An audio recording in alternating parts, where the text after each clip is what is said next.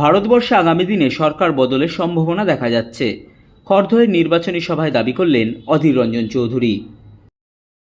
নিশিদিন diagnostic centre, এ complete diagnostic solution.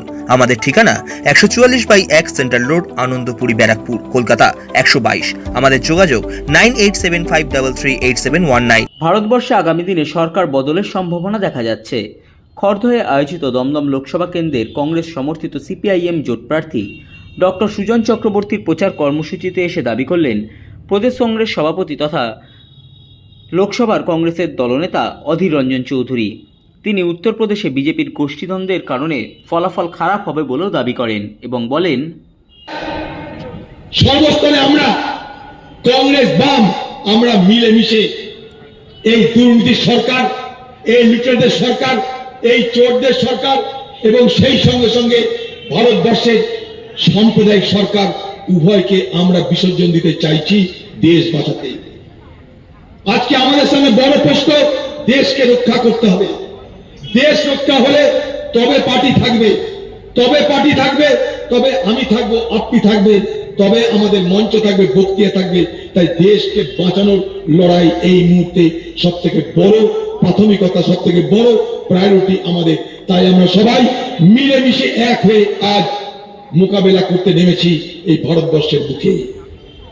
এবং সত্য কথা বলছি আপনাদের, গতকাল আমাকে দিল্লি থেকে একজন সাংবাদিক ফোন করেছিলেন, তার সঙ্গে চেনা জানা ফোন করেছিলেন।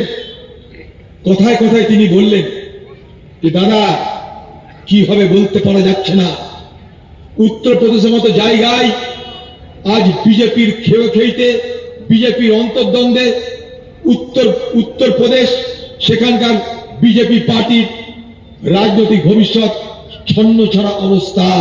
আমাকে সে নিরপেক্ষভাবে কথাগুলো বলল। আমি বলে ওটা কি সত্যি? বলছে হ্যাঁ এটা সত্যি। উত্তরপ্রদেশে আজকে বিজেপি ছন্ন ছাড়া অবস্থা। উত্তরপ্রদেশের বহু জায়গায় বিজেপি এর মধ্যে হেরে বসে আছে।